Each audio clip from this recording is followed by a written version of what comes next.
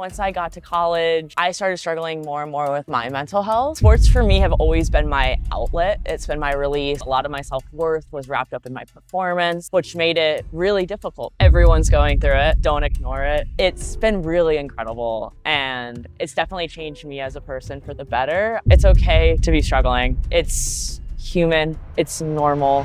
Today, I'm going to be walking with Samantha. I am here at Copa Vida down in Pasadena. Sarah is a volunteer at the Hidden Opponent, a nonprofit changing how athletes talk about mental health. She's here to share her journey as a student athlete and what it means to break the silence around campus. Samantha is part of the Captains Campus program at the Hidden Opponent. Campus captains are student-led volunteers who lead up events and open up conversations and bring resources to their teams and school. Today, Samantha isn't speaking as an executive or a founder, but as a grassroots volunteer, someone living and breathing this work every day. She knows what it's like firsthand to balance athletics, school, and mental health. And breaking stigma matters so much more. So let's go meet Samantha.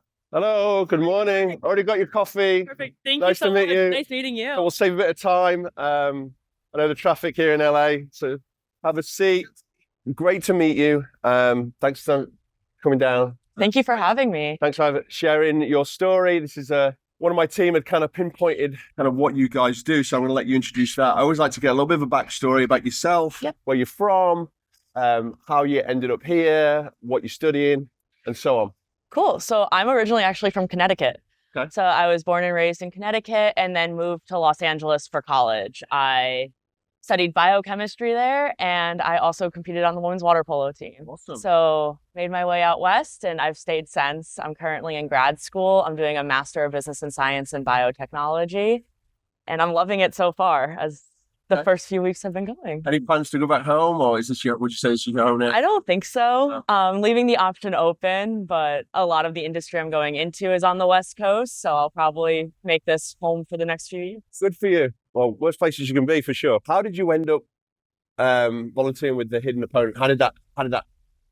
So I've actually been following our founder's Instagram, Victoria Garrick Brown, for a while now. I came across her TED Talk back in high school. I was like, oh, this is really interesting, pretty relatable, being an athlete my whole life. It's like, I'm going to give her a follow. Kind of stayed in touch with them vaguely through social media. And then once I got to college, I started struggling more and more with my mental health. Just being a student athlete, I held a lot of my self-worth in my results and not in me as a person. So I really upped like my following with Victoria and other mental health creators, and I stumbled across the Hidden Opponent, and I was like, oh, this organization is super cool. It speaks to a lot of my values and things I want to spread on campus. So I applied for the Campus Captains program, got accepted, luckily, and I've been with them for 3 years now. Okay, awesome. So explain this is one thing I'm intrigued about. What's the Campus Captains program? What is that? Yeah, so it is an ambassadorship through our nonprofit. What it is athletes, mostly student athletes, but any students can apply for it. And it allows them to have access to different resources and a great online community of people that have been going through similar things. So like I said, most people are collegiate athletes. We are now starting to expand to high schools, and there's a whole bunch of different campuses. We're currently on, I think, about 400 campuses, give or take. But the campus captains don't necessarily need to start a chapter. A lot do. But I think that, in my experience, the best way to spread the advocacy work. Because like we have all of the resources with the Hidden Opponent that we can easily distribute to other student athletes on our campuses. I was able to work really closely with our athletics administration to ensure that our student athletes were set up for success. Well, thanks. Love it. A little bit of the connection between being an endurance athlete myself. It's helped me hundredfold, for my mental health. I don't know if I'd be here, or certainly wouldn't be doing this today if it wasn't for what, I do in endurance sports. I do Ironman events. As you know, I'm planning on running across the country next year. There's definitely a correlation there between, athletes, endurance, mental health. So how have you kind of combined your parts of, being an athlete and your mental health? How have you combined that, and how have you struggled with that? So I think they go hand in hand. So when I'm performing great in the water, my mental health is through the roof. when I'm not performing great in the water, my mental health is not as good. Sports for me have always been my outlet. It's been my release. It's what I've looked forward to, like practice for as long. Like I think I started sports when I was like 4. So it's always been my output. But starting in high school, it started to be draining and difficult. And I think a lot of that was I was a competitive swimmer. So right in the realm of endurance athletes, if I didn't hit a goal time, I swam the mile. If I didn't hit that goal time, if I wasn't on pace, it was like, wow, I'm a failure. Not me as a swimmer, but me as a person. And at that point, sports and mental health became very, very interconnected. A lot of my self-worth was wrapped up in my performance, which made it really difficult because then I started getting performance anxiety. And that was something I never really struggled with up until that point. So how old were you about this age? Probably like 14 or 15. Okay. And then building off of that, I've struggled a lot with injuries. So I had a lot of injuries throughout high school, and then in college, about 3 years of my water polo career were devoted to injury. So that was just like a different challenge within itself. I'm being there, I'm going to practice, I'm on my dream team, surrounded by my best friends, but I'm sitting out, or I'm not 100% in the water, or like I was dealing with an elbow injury. So once I got cleared to come back from that injury, I was having a new type of anxiety, not necessarily performance anxiety, but the fear of like contact, which in water polo is rough because it is a lot of contact. Yeah. So trying to navigate, okay, I'm cleared. I only have 4 months left of my water polo career, at least collegiately, and I don't want anybody to touch me. So navigating that and being like, trying to give it 100% in the water, make my teammates proud, make myself proud, but also respecting my own boundaries that I have with myself and navigating that so I didn't push myself too hard to, affect my mental health again. Yeah. And then for your injuries, and how you said about the elbow, how long were you out with that one? So that started up sophomore year, struggled with it sophomore year, junior year, beginning of senior year, ended up having surgery for it, rushed that rehab, and tried to get back for the majority of my senior season. Wow. Damn. And did you get back? I did. Yeah. Yes. Okay. And how did you go? My teammates, we rallied. Like they pushed me. It made it possible. I think if it wasn't for them and the culture of our team, I wouldn't have been able to do it, because it was like I was always doing it for something bigger than myself. I was like, like I have to push through. Like today it's uncomfortable, doesn't feel great, kind of hurts, but I need to do this for them. I need to show up. I need to give it my 100%, even if it's not my maximum percent. Did any of your friends or any of your team, did they know you were struggling mentally? Had you gone to any of those? Did they see it or feel it? So I got really lucky with my team. We had a very open mental health culture. Awesome. It was very common for us in the locker room to just be like, hey, I'm struggling today. I'm not doing great. Or even if I just like walked in with low energy, like 3 or 4 people would be up to me within 5 minutes and be like, wow, hey, what's up? And really felt comfortable talking with them. But I know that's a really rare culture and a really rare scenario. So I just feel really, really lucky that that was my team's. And was that, when you say culture, was that from the coaches? Was that from the athletes, the students themselves? Or was that something that's always been embedded there at the school? Yes. I had a ton of coaching turnover. So I think that was a struggle that we all navigated together. So I had 3 coaches in 3 years. So Our team stayed really tight because the only consistent thing were the girls I was surrounded with every day. So I think that culture's been there long before I joined the team. And when I graduated, I felt comfortable leaving that locker room, knowing that culture is going to continue. How was it the first time you actually opened up there? Was it just easy for you because it was part of the culture? Or I think it was easy because a lot of the girls on my team were my friends outside of the team. So we had I went to a small liberal arts school, so a ton of classes together, a ton of just overlap outside of sports, where very quickly we became friends that I felt like I've known my entire life, when in reality I've only known them for 2 weeks. Yeah. So especially with the people that, I had all my classes with, and then we would go to labs together and spend a lot of time, it just came really natural to open up with them because they understood exactly what my day-to-day looked like. Okay. And they could relate a lot to what I was saying. With teammates I wasn't necessarily as close to, it was definitely harder. It was a little scary, but after I did it the first few times, I was like, why am I nervous about this? These wonderful people are accepting me with open arms and just giving me all the love in the world. again, I'm just so grateful that. What does being a campus captain's volunteer, what does that feel like? What does that do? What do you have to do on a day? So there's a lot of different levels to it. So the most basic level would just be a campus captain. And at that point, you're an ambassador for the hidden opponent. You can do with that as much or as little as you want. So the minimum would be attending like our signature events, which every month the hidden opponent has different speakers talking about different aspects of mental health for the campus captains. So we have different events. I'm trying to remember them off the top of my head for this upcoming year, but we have some on like gambling, sports betting, trying to navigate the world of that as a college athlete, especially with the rise of NIL. It's become a mess. We have some on body image, men's mental health, a whole bunch, normally aligning with like the month. So like this month is suicide prevention month. There's eating disorder month later in the spring, aligning with that typically. Yeah. But off of that, like I said earlier, you can go to start a chapter on your campus. That would require a little bit more commitment because at that point you're planning events for your community. You're working with administration, coaches, other athletes to put on really great advocacy events. So a big one that a lot of people have done and I've done myself are our mental health awareness games, where I know for my school, like we got swim caps that we wore under our polo caps that said mental health matters. And we did like a little speech before the game to try to bring awareness to the athletes and then to the fans. And then if you want to continue to build on your advocacy, you can apply to become a head campus captain. So you're overseeing campus captains typically in 2 or 3 NCAA conferences. And then where I'm at now with the organization, I'm part of the alumni committee. So I'm overseeing chapter support. So head campus captains or campus captains can reach out to me when they're struggling with planning events or they need ideas or they just need help drafting emails to administration or stuff like that. But the alumni committee is really big. It's a great group of people and they're doing a whole bunch of really, really great work.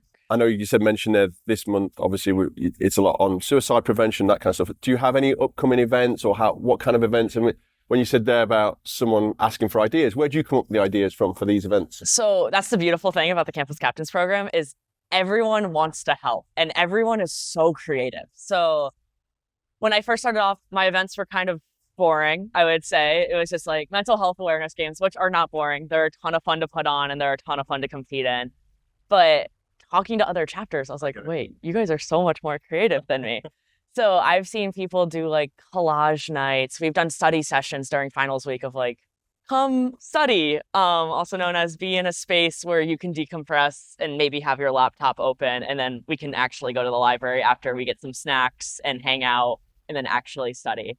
My school, we were able to bring in a like local licensed sports psychologist that was actually an alum of my team. Wow. So it was really a cool full circle moment. Cool. And she did mental health training for all of our student athletes.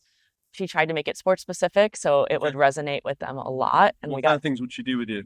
So she would come in, we would work on confidence, we would work on like team building. Communication was a really big one, especially with athlete to athlete, athlete to coach, to ensure we're all on the same page. Different skills to take care of ourselves, to check in, to make sure we were doing okay mentally. Because I know when season is really, really busy and classes are really busy, like I know for me personally, my priority was not me. It was like, okay, I just got to get X, Y, and Z off of my to-do list. So having her come in and being like, okay, at the top of your to-do list is now check in with Sam, made a really big difference for me.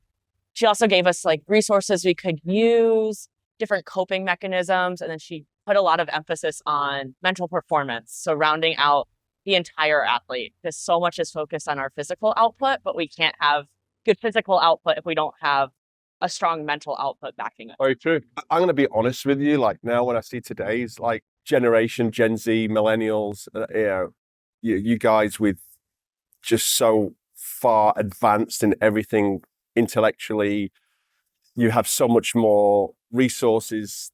Like I say on every podcast, there's no way I could live in today's age with social media. Like back when I was your age, I couldn't do it. There's so much pressure, and there is still so much stigma. How have you coped with that stigma, and how are you trying to change that kind of evolution? And it is a horrible word, stigma, but it's a beautiful word, but it's a horrible word. There's just so much that means stigma. So how have you approached that? I think it affects all of us. Like you were saying, with the age of social media, it's getting better, I want to say, but it's not gone. But I'm a firm believer that you can just ignore it. You can just break it. So for me, that looks like just speaking up about what I'm going through in my day to day. So a lot of people like looking at me probably wouldn't know how much I've struggled with my mental health, and how, every day is a new day. It's some days I wake up and I'm on top of the world. Other days I'm like, ooh, got to get out of bed today. But I think when I started opening up, people were able to be like, oh, like, she's not as great as she Yeah, said. because you're this amazing athlete, all studied. And then when people see that, these athletes, and they go, hang on, mentally is something wrong with it? So have you felt that? Because you were looked at to as an athlete, and then people look at you like with anything mental health, they think, oh. Yeah, I think especially when I started opening up about my performance anxiety, they were like, you're struggling with that? I was like, yeah, before almost every game, or when I was swimming before every race, like, I was so nauseous. I was anxious. Like, some nights I would stay up the night before and be like, oh, I have to go do that tomorrow? Like, oh no. But I really think just speaking up, starting that conversation, and fostering safe spaces for people to feel comfortable doing that. I think a really good example are a lot of my male friends, because they definitely face the stigma a lot more than us women do in society right now, which I'm hoping that starts to turn around for them. But when I started opening up to them privately, one-on-one, a lot of them were able to like take that deep breath and be like, yeah, me too. Did I get a lot more details other than me too? Eventually. Yeah. But just the fact that they felt comfortable just acknowledging how they were feeling and the emotions that they had.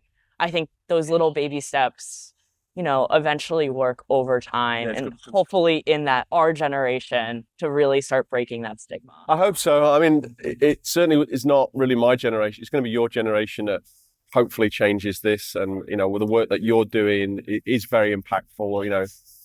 I always think of like the days from my being at high school and college, they sit with you forever. There's things that happen during that period. And I wouldn't say no amount of therapy in a way, it can help it for sure. But if you don't, prevention's way easier than a cure. Yes. Right. I agree. So yeah, it's 2 decades later trying to fight those things that happened 20 years ago. It's just, it's hard. Yes. Very. So you're doing the right thing. For me, like admitting that, pain is a weakness, especially in the athlete world. There's definitely like, oh, really? Maybe other athletes saw that as a weakness. I don't know, but I never opened up about my mental health when I was your age. So I commend you for doing this, and everyone that, everyone else involved. So everyone else you're with, all these, so I've just got full admiration for your generation in doing that. Do you notice a big difference in those gender kind of mental health statuses between your male friends and your female friends? I would say the school I went to was definitely very open and inclusive to mental health. So I think male friends were a little bit more open than other places. But my female friends, we would be talking about it day in and day out. Like I said earlier, we were super comfortable with each other, and a lot of us could relate to each other. So it's like, I could go to therapy and talk about my mental health, or I could go talk to my best friend that has been with me since 8 a.m. or honestly, some mornings since like 5:30 in the morning, and I've been with her all day. So I could just be like, girl, like that exam today, what was that? Like, that's taking me out. Where my guy friends were definitely a lot more hesitant at first.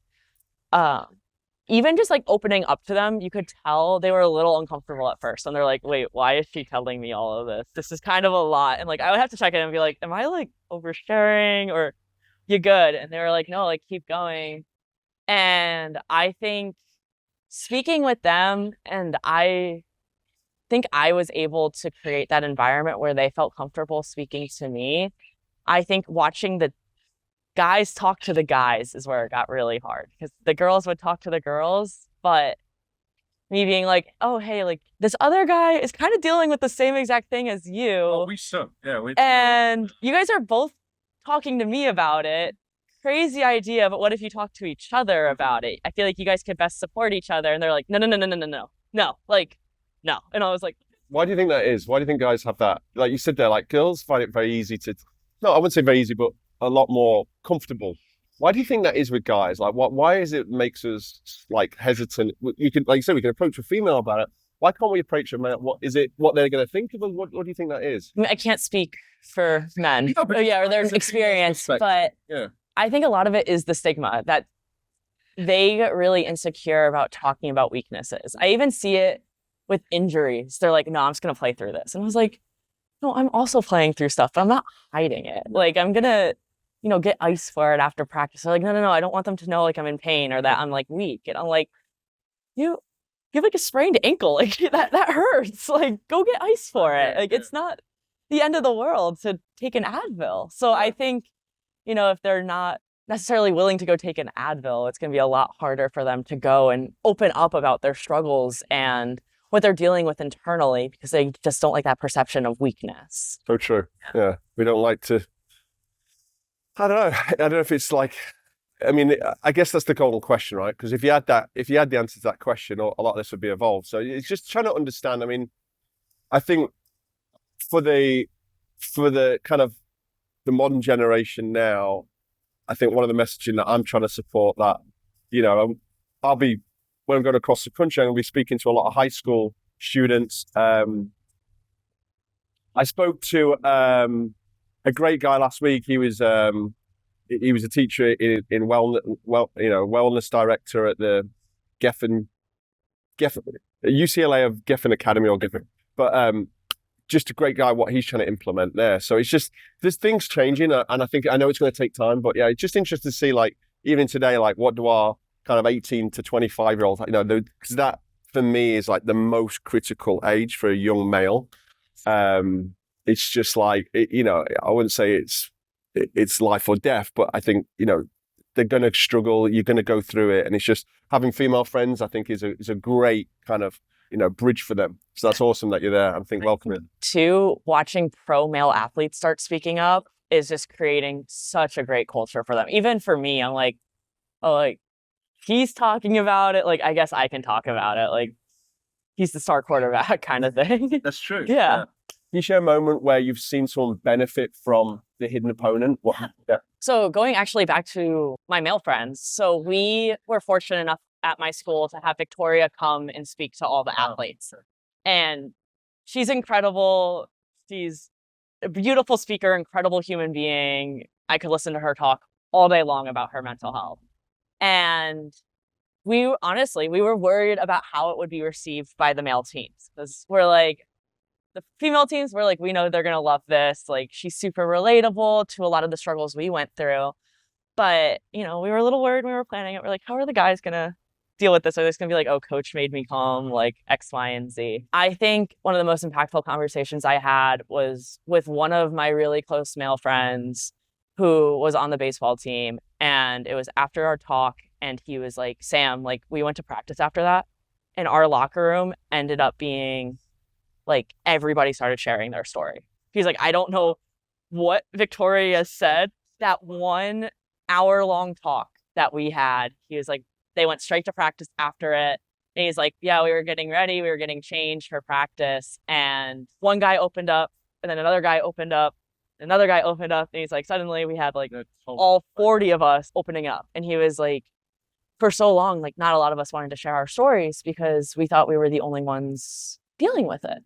And after that one conversation, that one moment of vulnerability for Victoria, it shifted that whole perspective. I know my locker room, we talked about it for months after. Like, she's just incredible. Okay, so the work you're doing is so important, and like that, I call it like the grassroots. You're in it. You're with these people. It's not.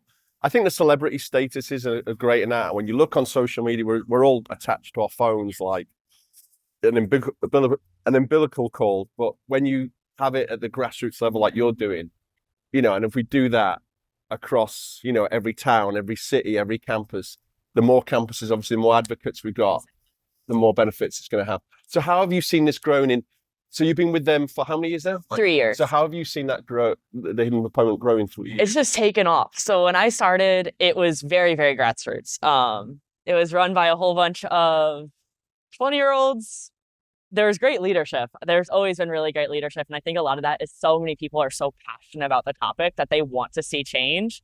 but we were running it through GroupMe, Zoom meetings, but we got the job done. But now we just hired an incredible CEO, a great board of directors full of pro athletes. saw that. Yeah. Yeah. Like athletes like I'm idolizing. Yeah. Very love following their social Very media. cool. Just the number of people involved in the program, our organization, our outreach. I've been doing events like in LA. Just last weekend, we partnered with a different company called Athletics, where it was targeting former college and pro athletes. And we were all able to get together in LA, do a workout together, do recovery, and just talk about our experience of no longer being a collegiate athlete, because not a lot of people talk about that. And it's a really unique journey and it's a weird time. I'm still dealing a lot with that. But being able to partner with all these other organizations, our partnership with Adidas is incredible. I saw that. Yeah. I mean, that's evolution. I feel like how you've grown. I mean, you've got probably, if you've got one of the top two, top sport. For me, I've always been Yes. we say Adidas in England, but Adidas, but for me, it's always been a top sports brand. Exactly. I was like, that for me is like, just shows how you guys have evolved and growing and continue. it's so nice working out with my Adidas, the Hidden Opponent Ultra Boost. And I look down as I'm picking up my barbell to do a deadlift and it has the mental health reminders on the tongue. And I was like, yeah, I probably need this today. Yeah. What do you wish every athlete or every coach knew about mental health? Like, what would be like just your one line or your one message to every coach or Everyone's going through it. Don't ignore it. If it's, for me personally, I'm just like, treat it like you would a physical injury. When I have like that nagging pain in my shoulder from doing way too much, what do? I go to the trainer, I get ice, I get stim, it starts feeling a little bit better. Why can't we do the same thing with our mental health? When I'm starting to get that little nagging feeling in my head of like, ooh, I'm getting really anxious about this game coming up. Rather than letting that anxiety build up and build up and build up, so then I don't play well in that game, which would then in turn make my mental health worse because I'm like, well, I'm a failure. If I just address that little bit of anxiety right when it pops up in my head, it's not going to get worse. It's just going to dissipate. what's your top steps? So how would you nail that? Yeah, for me, it's just to be over prepared. So watch a little extra film, talk to my coach about something she wanted me to focus on that game, like the little nitpicky things. Because I'm like, if I'm focused on that game about my hip placement on defense, I'm not focused on this anxiety. I'm like, oh no, I'm going to keep my hips nice and high on the surface. Just like those little reminders. Or like when I'm shooting, like I'll break it down to the bare bones. Because if I'm thinking, try it up, drive my hip, drive my chest, drive my elbow, crunch through my core, I'm not thinking about the outcome. I'm thinking about all the tiny little steps. And that normally makes my outcome better because I'm not overthinking it. I'm just going back down to the basics. So that's what's worked for me. I think really opening it up with my teammates and just being like, girl, like this game tomorrow, like I'm so nervous, or like, ooh, practice yesterday was rough. Like today might be rough too. And just, getting reassurance that they're feeling the same way and also being able to check in with each other. So if like I was not feeling my best before practice, having like my teammate like halfway through be like, yo, how are you doing? Like you're doing awesome. Go grab some water, like keep it up. And I can do the same thing for them. Or even like when they get subbed out and just checking in on the bench and being like, hey, like I know you were really nervous about this game, but you're playing incredible. Like keep going. Yeah. Like don't even remember that last mistake. It was nothing. Like just keep going. Just being able to check in and support each other and be each other's backbones is huge. For those who like, a lot of us probably people don't know how much training and time and effort, and so just quickly, how many hours a week would you roughly train for a game? Like what, on a roughly season basis? I'm trying to think, like 15 to 20 hours a week, I would say, was devoted to weight room and in pool time, and then games. We would have film. It was a lot. What would you say today is the biggest thing you've learned of being a volunteer with the Hidden Opponent? What's the biggest takeaway? I love the community. I feel like I've made genuine friendships through this organization. I feel like I can, log on to my phone and just text all these random people and be like, hey guys, I need advice. Like, I don't know what's going on. Has anybody else experienced this? how have you navigated this? And it's just such a supportive community. Everyone wants the best for everyone involved. I've been able to reach out to a variety of other alumni in the program, and they've welcomed my questions and my messages with open arms, open doors. Like I've been cold LinkedIn DMing people, getting a ton of responses, making connections there. Just the opportunities that they're able to provide, especially as the organization grows, like just this conversation right now. It's been really incredible, and it's definitely changed me as a person for the better. I think I've become much more empathetic and able to improve my active listening skills and just feel comfortable with discomfort, opening up to a stranger. You're paying it forward as well. People are coming to you. So it's just kind of like that. This never ending cycle. The hidden opponent, our community is incredible. And I can't say enough about the people that are running it, the people that are volunteering. How do you see the hidden opponent affecting it, on a bigger scale? I think our visibility has just been growing. So I know our partnership with Adidas is really big. I think having our new board of directors that are these big name athletes and social media influencers that have big followings that are now posting the hidden opponent, having athletes, I know a few have done like the My Claws, My Cleats for the hidden opponent, and just putting our name out there so that way people like me, when I was, just scrolling social media one day being like, oh, this resonates with me. Is that how you found her? It is, yeah. And hopefully other people are now, with our increased visibility, going to be like, oh, like, yeah, I'm going to drop them a follow. Like, I'll like their TikTok. The algorithm will bring them back to me, kind of thing. And the more and more that they see us and the work that we're able to do, A, I hope they get involved, but B, they just get to see the stories and our work and our advocacy to realize that they're not alone. And no matter what that means to them in that moment, like I said, maybe they come and volunteer with us and they become part of our amazing community and we would love to have them. Or, they just are a silent follower and they watch our reels and they watch our TikTok. They just like scroll through our Instagram carousels and take the messages away that way. Or they just feel comfortable talking to that one person about how they're doing. And they feel like they have that safe space to talk to one person about their mental health. Well, one of the reasons I wanted to meet you, and in particular, and the hidden opponent, is because as an athlete, maybe kind of endurance athlete. I mean, I do it for fun now. Nothing. I'm not, you get to a point in age where you're age grouped. Yeah. So so as you kind of get older, you're definitely doing it more for fun and enjoyment, and you're only really competing against yourself. But that athlete in me, but also like the mental health aspect, how sports still today, this day, although I'm not competing, at any level you were still to say how much it's helping me mentally. So do you think there's a correlation continues there with the sport aspect and then the mental health? I agree. I think that's something I'm struggling a lot with now, is that I'm no longer a college athlete.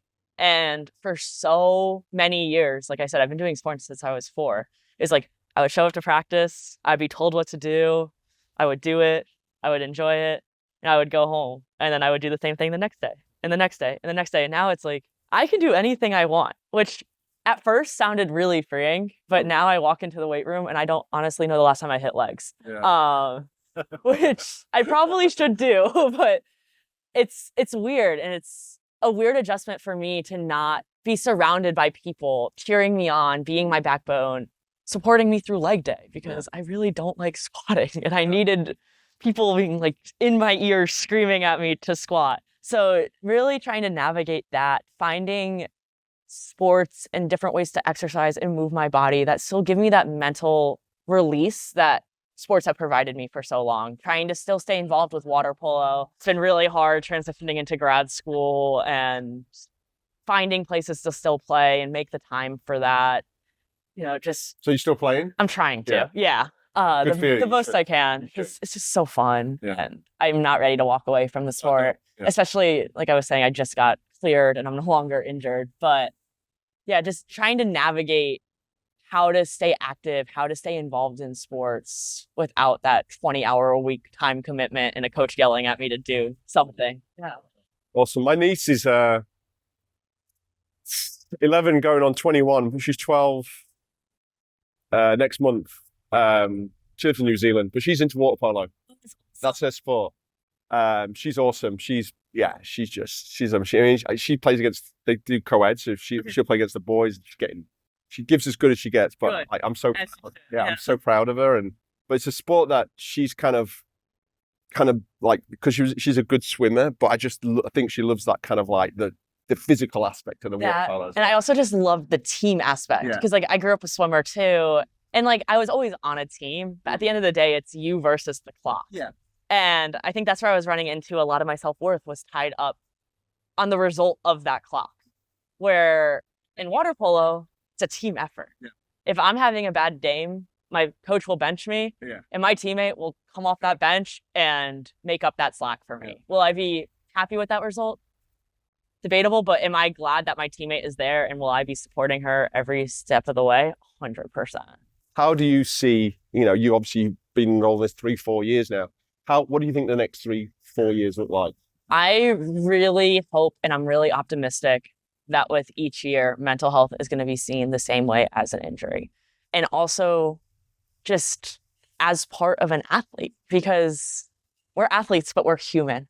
And we can't ignore our mental state. Like, everybody has good days, everybody has bad days. Everybody has performance anxiety, everybody doesn't have performance anxiety. It doesn't matter if you're a CEO, if you're a teacher, if you're an athlete, if you're a mom, it all just happens. But there's so much emphasis on athletics, especially in sports medicine, on prevention. Like, let's build up your rotator cuff muscles so your shoulder doesn't start bothering you down the season.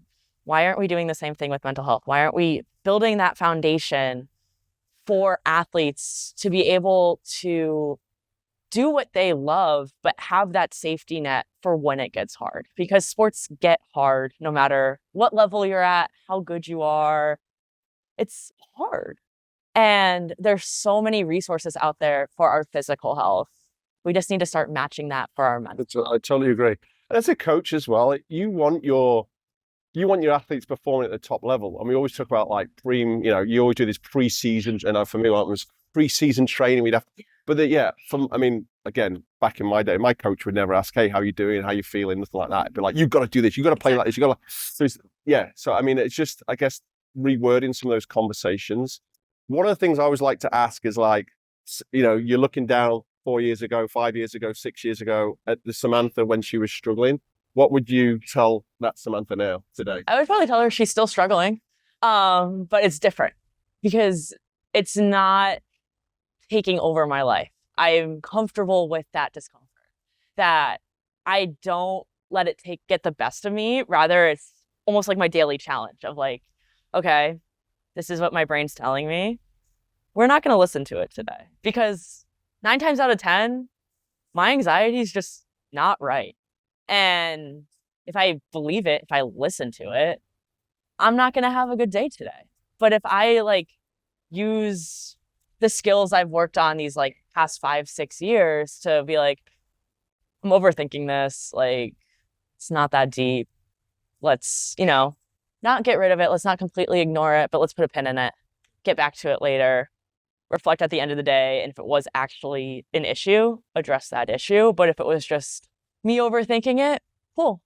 I overthought it and it didn't get the best of me. So if Samantha's there really struggling right now, what would be your top 3 tips? Like, looking back, if someone could have told you something, Samantha, 15, 16, 17-year-old, what would 3 takeaways be for her? It's okay. Yeah. It's okay to be struggling. It's human. It's normal. Give yourself the space to struggle. Give yourself the space to feel it, because I think for so many years, I just ignored it. And it just built up and built up and built up and built up. So that would probably be my first piece of advice, to address it early. I think my next one would be to open up about it, because not everyone, but the majority of people want to help you. They want to see you succeed. Yep. So if you don't ask for help, no one's going to be there to put you on the right track, to give you that support, to give you the right idea, to just give you a hug when you need it. And then my last piece of advice would probably just to see it as a strength and not a weakness. So, see it as just being a little sore, being a little tired, pushing through it to the point where I'm not making it worse. Just like how I would in the weight room or in the pool of like, this is really uncomfortable right now, but if I finish this rep, if I finish this set, I'm going to be stronger because of it.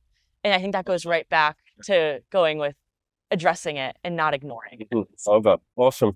Well, Samantha, thank you. I know you've got to shoot to class. You've got a busy day. You've got to beat this LA traffic. We've been here at Copa Vida, Pasadena. Great spot. I was actually here last week. First, it's weird. I haven't been to Pasadena for ages. I've come twice. I was here for Oasis concert last week. Yeah. Went to the Rose Bowl. Yeah.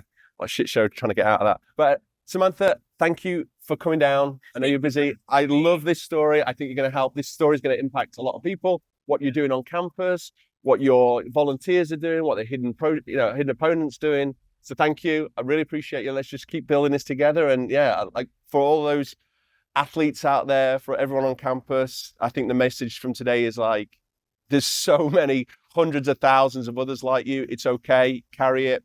Ask for help. And, speak to people like Samantha that are there with you every day in the locker room.